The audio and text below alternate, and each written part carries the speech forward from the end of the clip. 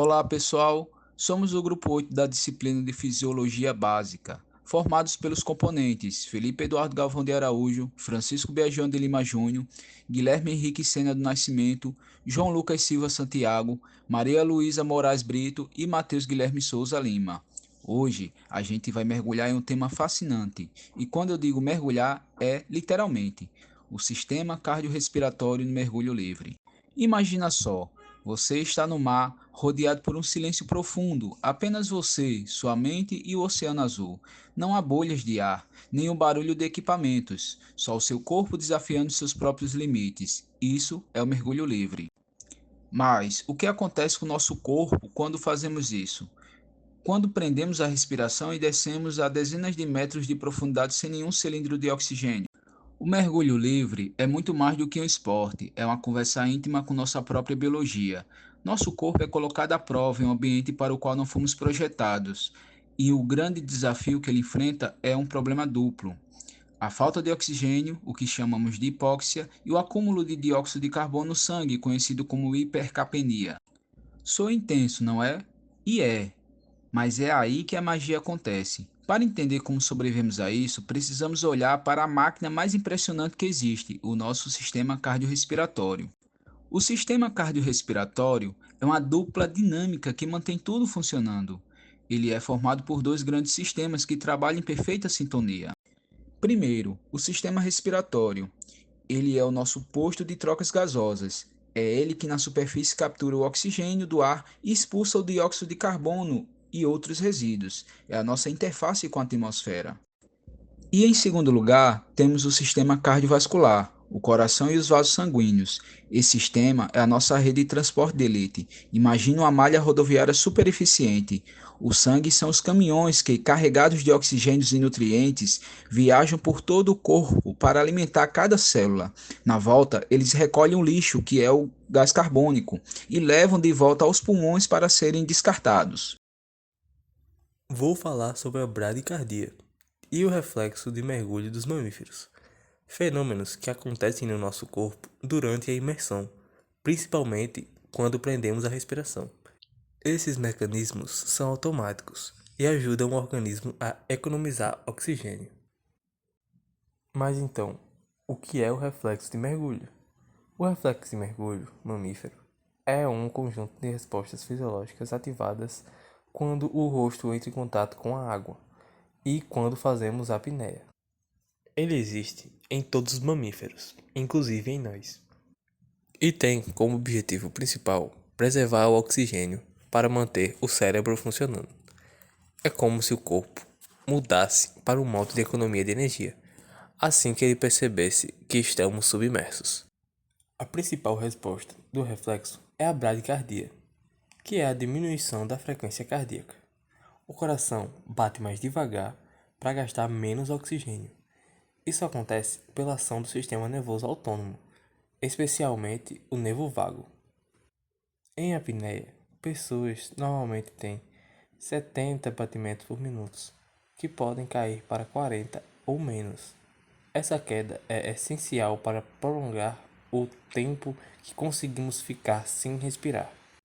Outra resposta importante é a vasoconstrição periférica, que é o fechamento dos vasos nas extremidades do corpo. Assim, o sangue é direcionado para regiões vitais como o cérebro e coração. Isso garante que o oxigênio limitado seja usado onde realmente importa para a sobrevivência. Em resumo, o reflexo de mergulho é um mecanismo natural que prepara o corpo para enfrentar a falta de ar. A bradicardia reduz o consumo de oxigênio, enquanto a vasoconstrição mantém o sangue nos órgãos essenciais. Juntos, esses processos permitem que possamos tolerar melhor a apneia e mostram como o corpo humano tem estratégias inteligentes para lidar com situações extremas.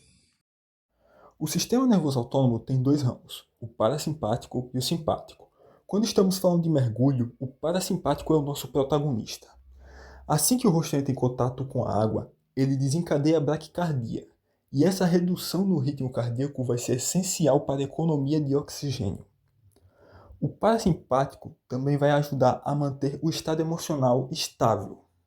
Ele vai reduzir a ansiedade, controlar a agitação e permitir que o mergulhador tenha uma tolerância maior ao dióxido de carbono que vai se acumular no sangue, que também é o principal responsável pela sensação desconfortável que se tem durante a apneia. Além disso, esse ramo vai participar do reflexo de mergulho dos mamíferos, que vai combinar a braquicardia, a vasoconstrição periférica e o redirecionamento do sangue para o cérebro, pulmões e coração. Tudo isso para maximizar o oxigênio nesses órgãos. Isso vai ser explicado melhor posteriormente. Por outro lado, também temos o sistema simpático, que é ativado em situações de estresse. No contexto do mergulho, o simpático entra em ação quando há medo e insegurança, ou quando o volume de CO2 fica muito alto. Quando isso acontece, o simpático aumenta a frequência cardíaca e eleva a pressão arterial. O problema é que essas reações aumentam muito o consumo de oxigênio, o que acaba reduzindo o tempo seguro que o mergulhador pode ficar em apneia, o que pode acabar levando ele a entrar em pânico. Então, o mergulho em apneia se transforma em um jogo de equilíbrio entre o ramo parasimpático e simpático. O ideal é que o sistema parasimpático esteja dominante, mantendo o corpo calmo, econômico e com um consumo bem eficiente de oxigênio. Mas o simpático tem que continuar disponível para situações de emergência, seja de fuga de algo ou para voltar para a superfície. Com treinamento, os mergulhadores aprendem a modular esse equilíbrio. Exercício de respiração, relaxamento muscular, exposição gradual a certas profundidades vão fazer com que o sistema parasimpático fique mais ativo durante a apneia, enquanto o simpático deixa de reagir de forma tão exagerada. Isso melhora o desempenho e aumenta o tempo que o mergulhador consegue ficar embaixo d'água, e mais importante, torna o mergulho mais seguro. Olá, irei tratar sobre o deslocamento sanguíneo e as respostas respiratórias durante a apneia do mergulho livre. Em resposta a essa grande pressão exercida sobre o corpo durante o mergulho livre, o sangue é deslocado da circulação periférica para dentro da cavidade torácica. Assim, os capilares alveolares se expandem e se enchem de sangue, aumentando a pressão intrapulmonar e formando um apoio hidráulico que impede o esmagamento alveolar. Além disso, o interstício pulmonar também pode acumular líquido, ajudando a manter a integridade das estruturas respiratórias. Esse enchimento capilar, por meio do sangue, compensa a perda do volume aéreo, permitindo que o tórax tolere a pressão sem sofrer danos. Dessa forma, o Blood Shift torna possível que mergulhadores superem profundidades consideradas fisiologicamente impossíveis. Ele preserva o pulmão, estabiliza as estruturas intratorácicas e garante que, mesmo com a pressão externa, o sistema respiratório continue funcional. Sem esse mecanismo, mergulhos profundos seriam fatais, mesmo com a boa técnica de apneia.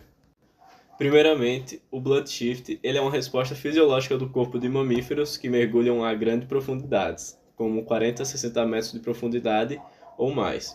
Essa resposta tem a finalidade de proteger o pulmão de barotraumas, que são danos aos tecidos pulmonares, devido à diferença de pressão interna e externa, e ao colapso dos alvéolos. Essa resposta é necessária, pois a pressão exercida sobre o corpo em mergulho aumenta uma vez mais em relação à pressão atmosférica ao nível do mar, a cada 10 metros de profundidade. Ou seja, a cada 10 metros que se mergulha, a pressão exercida sobre o corpo vai aumentando uma vez mais em relação à pressão ao nível do mar. Dessa forma, a fisiologia respiratória durante a apneia é um equilíbrio delicado entre o manter o fornecimento de oxigênio e tolerar a crescente concentração de CO2. O corpo tenta prolongar ao máximo o uso de reservas disponíveis, mas se a pressão parcial de oxigênio cair demais, ocorre a síncope hipóxica, uma das maiores causas de acidente em mergulho livre. Já em relação ao sistema respiratório durante a apneia do mergulho livre, a gente pode observar que o corpo ele vai fazer o gerenciamento de O2 através de 3 reservatórios que fornecem oxigênio.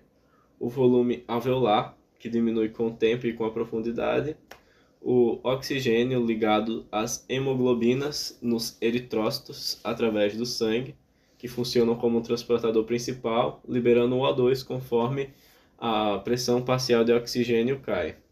E terceiro, a mioglobina, que é uma reserva muscular que libera oxigênio lentamente em situações de baixa pressão parcial.